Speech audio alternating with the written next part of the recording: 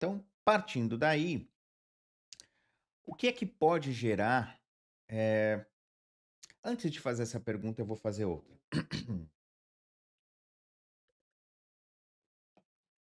O que o que eu tenho praticado, né, uma provocação que eu faço a vocês que estão comigo ao vivo ou que estão assistindo no num ponto futuro. Eh, o que eu tenho praticado é um caminho espiritual ou um caminho religioso? Isso é algo que é importante da gente começar a discernir. Porque, como eu disse, aquilo que eu entendo como sendo religioso tem uma característica, ele tem uma estrutura, tem uma forma que é muito comum. Seja qual for a religião, a gente vai ver elementos daquilo que eu descrevi como sendo um caminho religioso atuando, presente, forte, vivo nessas tradições religiosas. Então, não importa se você segue uma tradição cristã, se é budista, se é hinduísta, se é umbandista, não importa a denominação. Não importa, inclusive, se você se diz ser só espiritualista, universalista, né? Não, eu não estou ligado a nenhuma religião, tá? Mas se dentro da sua rotina, da sua prática, dos seus estudos, do seu convívio com seus pares, você observar essas estruturas, aqueles elementos, por mais que você diga: "Eu sou universalista, eu sou espiritualista", você pode estar numa experiência religiosa, tudo bem? Então isso é uma primeira provocação que eu faço a vocês, no sentido de vocês começarem a construir aquilo que eu gosto de dizer, né, de construir a clareza sobre o local em que vocês estão pra na observação da realidade que os cerca. Porque não adianta a gente tentar construir uma experiência crítica, né, ou mais profunda, né, vamos usar um outro termo aqui, da realidade, se eu não tenho clareza da onde eu estou, entre aspas, "falando", né, se eu não sei aonde eu estou situado, como a minha experiência em relação ao mundo que me cerca vai ser de fato profunda. Qual parâmetro que eu vou utilizar? Tudo bem? Então, essa primeira provocação eu faço com o intuito de instigar cada um de vocês a construírem essa clareza do local em que vocês estão situados para questionar, para experimentar a realidade em que vocês estão inseridos, o contexto em que vocês estão inseridos. Então, esse primeiro questionamento eu sinto ser muito importante, né? Eu tenho praticado espiritualidade ou eu sou mais um religioso com uma roupagem espiritualista, né? Aquilo que eu vivencio pode estar ali com uma roupagem espiritualista, né? De carinho, de compaixão, né? De eh, universalismo, né, de respeito às outras vertentes, mas eu estou muito internamente ligado ainda à ideia de isto pode, isso não pode, isso é certo, isso é errado, isso é virtude, isso é vício, eh, isso aqui tem uma boa energia, aquilo ali tem uma energia ruim, né? Essa música é adequada, aquela música não é.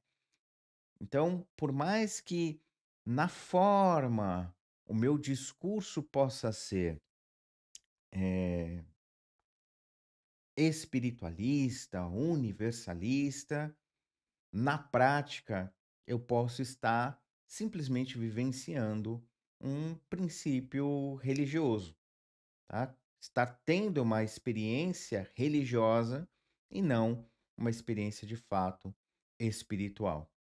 Tudo bem? Então, qual o problema de se ter uma experiência religiosa? Não é um problema ter uma experiência religiosa. A questão é que, normalmente, as experiências religiosas se encerram num determinado escopo de eh, conceitos ou de experiências em si.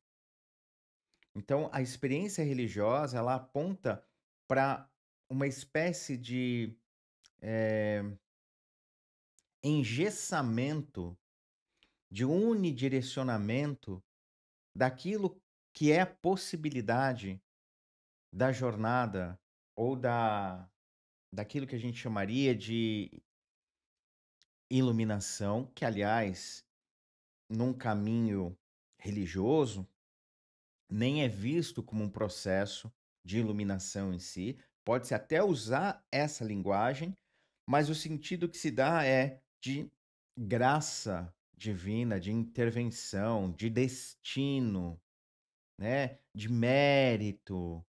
A gente vê muito isso ligado às, eh, tradições religiosas, né. Você tem um mérito, você tem as suas obras, você tem que,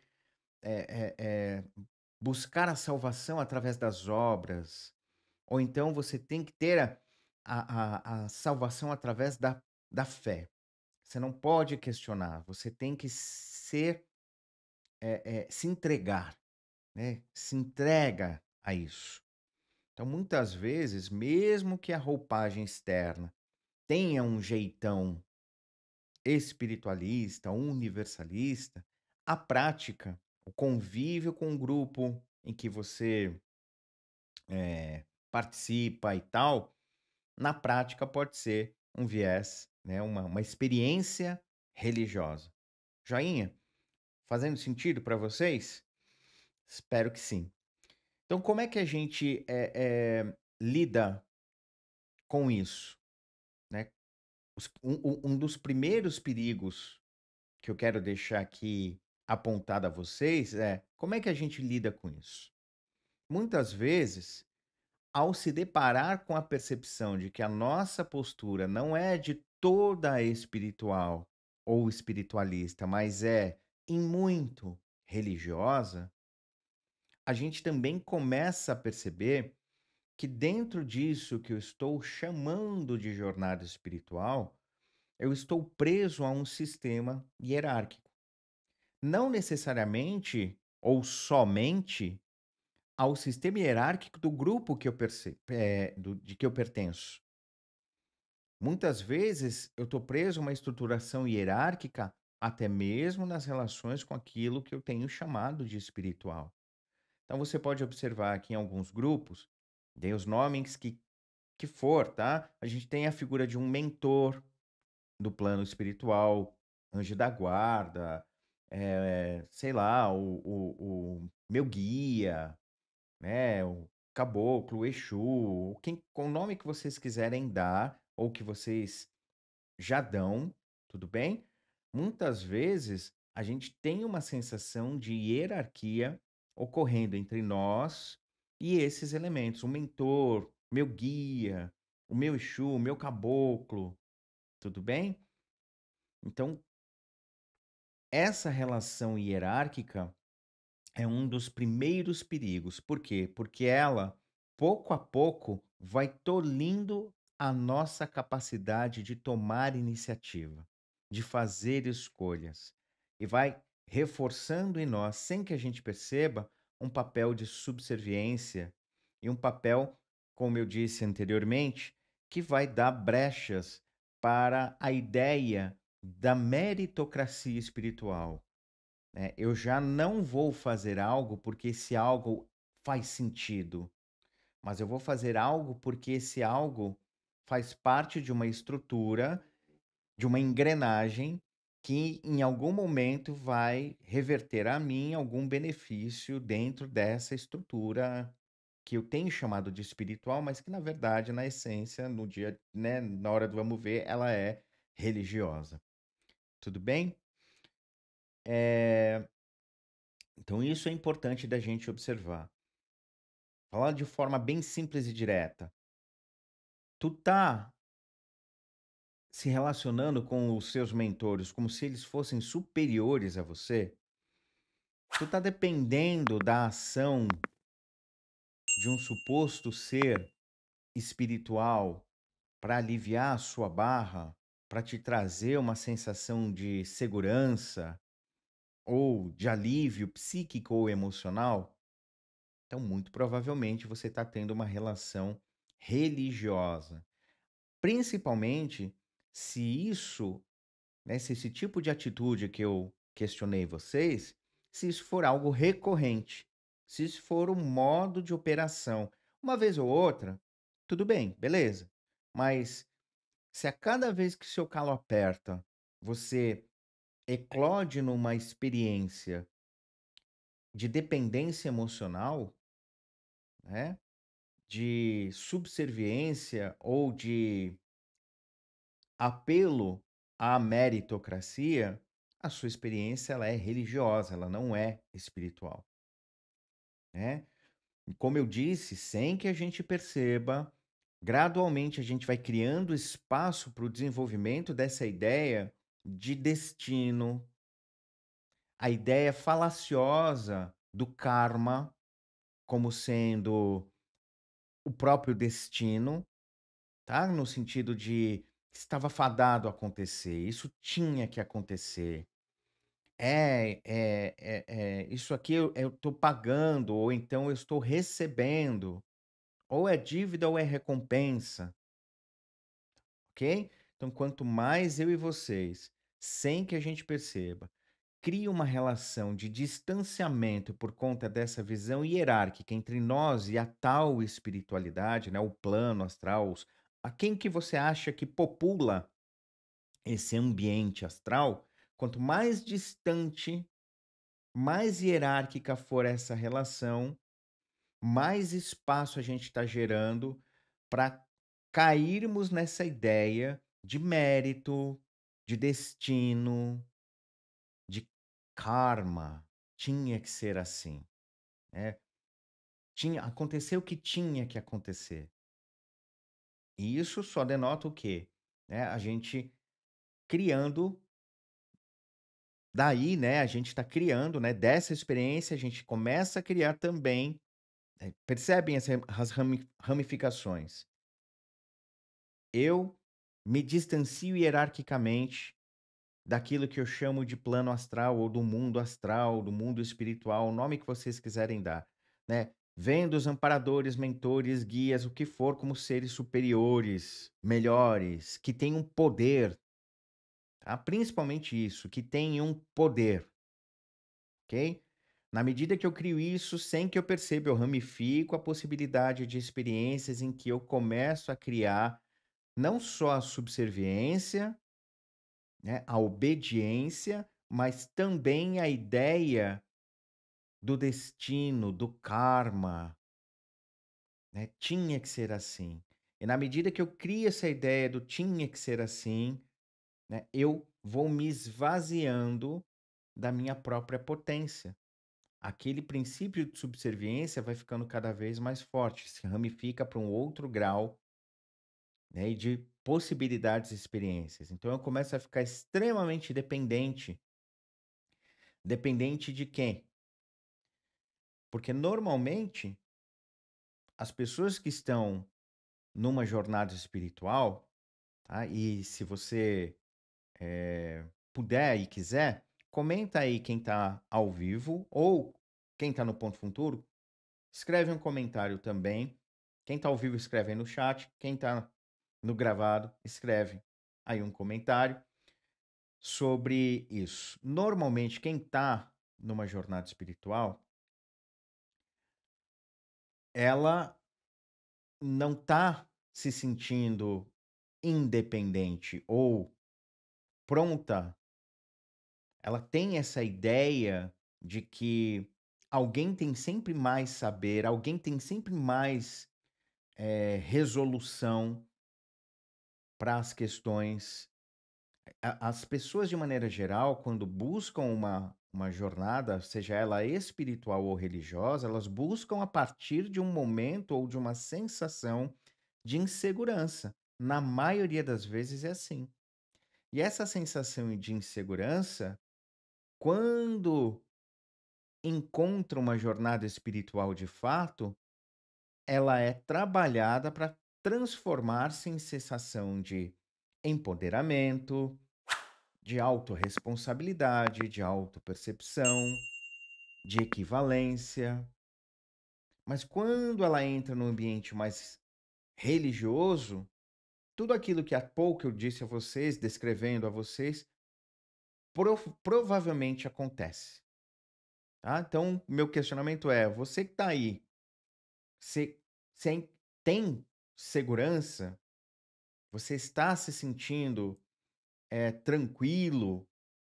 Ou você está naquele momento em que eu falei, ó, para dar esse passo, seja qual passo for, dentro das suas dinâmicas aí internas, eh, eu vou ficar mais tranquilo se eu tiver a sensação de que alguém espiritualmente tá me dando chancela ou tá dizendo: "É isso mesmo, vai em frente".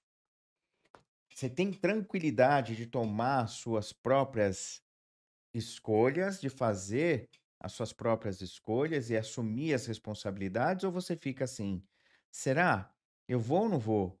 Hum, se o meu mentor, ou se o meu guia, ou se o meu caboclo, deixa eu falar com o preto velho, deixa eu falar com sei lá, o líder do meu grupo espiritualista, que não seja o líder, que seja o meu colega". É, se eu tô buscando chancela para alguma escolha que eu tenho que fazer, e às vezes as escolhas são bobas, tá, não são coisas que vão mudar a nossa vida não. Então, pondere sobre isso. Tá? Normalmente, é óbvio que existem as exceções, mas normalmente quando a gente está aí no início, do início para o meio da nossa jornada espiritual, muitas vezes a gente cria essa relação de dependência e de subserviência. Então, de uma forma bem simplória aqui, tá? Nada muito estruturada em como isso ocorre de fato, eu disse a vocês, ó, o primeiro problema que a gente vai encontrar é o quê? A hierarquização. Essa hierarquização gera o quê? Distanciamento entre nós e aquilo que a gente chama ou sente ser de mundo ou plano espiritual, vida espiritual. A gente cria um distanciamento entre isso. Alguém vive essa vida espiritual, eu ainda não. Eu não me sinto seguro para isso. Então eu crio a ideia de que o mentor, o guia, nananã, o cara do meu grupo, o professor do meu grupo, a professora, esses sim estão vivendo a espiritualidade. Esses sim estão em um contato mais profundo. Eu ainda não. Eu ainda não. Eu estou distanciado disso. Se eu estou com esse aspecto psicológico funcionando, é muito provável que vai acontecer o quê? Né? A minha eh, transferência de força interna, poder pessoal, para elementos externos. Quais são esses elementos? A própria estrutura do grupo. Ah, eu preciso estar num grupo. Se eu não estiver num grupo, eh, eu tô, entre aspas, ferrado. As coisas vão ser mais difíceis, tudo bem?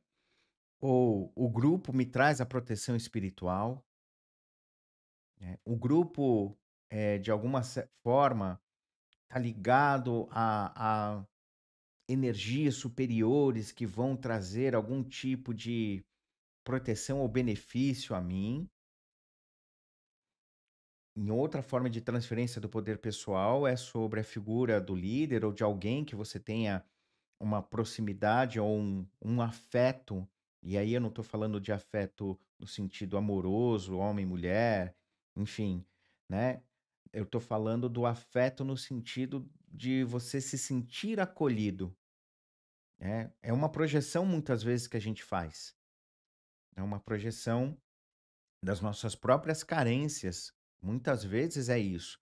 Às vezes é um afeto sincero, mas muitas vezes é uma projeção que a gente faz sobre algum membro do grupo que a gente participa, sobre o próprio líder desse grupo, o professor, professora, alguém que está mais próximo desse líder, enfim, a gente muitas vezes transfere o afeto, cria uma relação de afeto, tá? Que na verdade é um meio da gente se sentir acolhido, pertencente dentro daquela estruturação, tá? Então isso é uma forma também da gente tirar a nossa potência e transferir para alguém. Em outros casos, a gente vai transferir isso para um objeto, seja a oração que se faz antes de começar os trabalhos em determinados lugares, seja a observação de um símbolo religioso qualquer, seja o Om, seja, sei lá, o Yin Yang, ou qualquer outro símbolo que possa ter um valor, um significado de poder dentro da organização que você está frequentando, tá? Às vezes pode ser elementos eh, que são muitas vezes apresentado a nós como um exercício de fé e de crença, tá? Ah, tem um templo astral, tem uma cidade astral, tem um lugar no plano espiritual, né? Eleva os seus pensamentos para esse lugar, eleva os seus pensamentos, pede ajuda, que não sei o quê. Se você se perceber em movimentos constantes eh, dessa experiência de alvo espiritual para se sentir fortalecido, tá? Isso só diz que você ainda não vive de fato um caminho espiritual, mas que vive uma estruturação religiosa dentro da sua experiência que você está aí dizendo ou buscando ser espiritual. Tudo bem? Dona Neuza coloca aqui no chat. Olá, professor Enck, eu vivi assim há algum tempo e me dei conta que era uma grande ilusão minha. Sim, e o que é importante, Neuza e todos que me escutam aqui e me veem ao vivo, é a gente não deixar a autoculpa corromper as nossas percepções, tá? Muitas vezes a gente percebe essa estruturação religiosa e ao perceber isso, a gente pode entrar num viés de se culpar de tal forma que essa culpa pode fazer com que a gente fale bobagens do tipo: "Ah, isso não é pra mim. Nossa, eu sou tão fraco, tão fraca. Nossa, não é pra mim. O que que eu fiz? Olha só, eu não sei nada, eu não sirvo pra nada". E aí a pessoa acaba até abandonando uma busca espiritual em si. Então, o importante é, sacou que está num processo de estruturação, sacou que você está muito dependente de fatores externos para se sentir, entre aspas, vivo, tá? E às vezes não é, né, entre aspas, não, porque a vida física, fisiológica, é claro, é palpável, a gente percebe aqui, mas às vezes aquilo que a gente chama da vida psíquica em si, ela não tá atuante, não está sendo percebida. Então, se você começa a entender que para você ter essa vida psíquica, para você se sentir vivo como um, entre aspas, ser, como alguém existente, você está tendo que colocar força em fatores externos, tá? Isso, quando é percebido, gera, obviamente, uma sensação de impotência muito grande.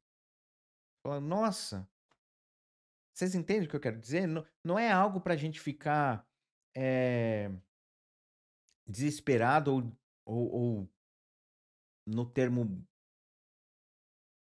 mais correto seria depressivo, tá?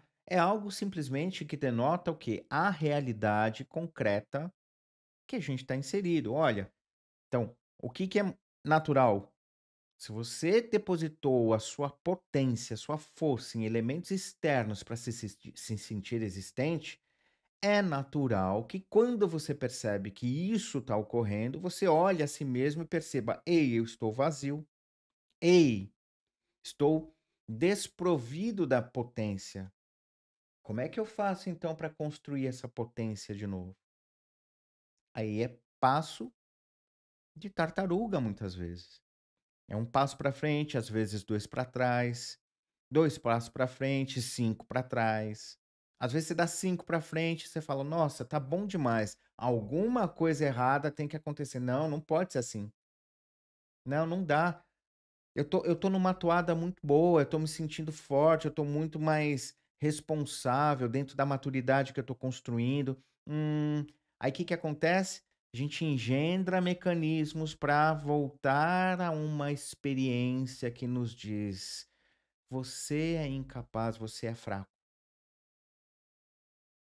Isso é comum de ocorrer, tudo bem? E o lance todo é não ficar remoendo a autoculpa.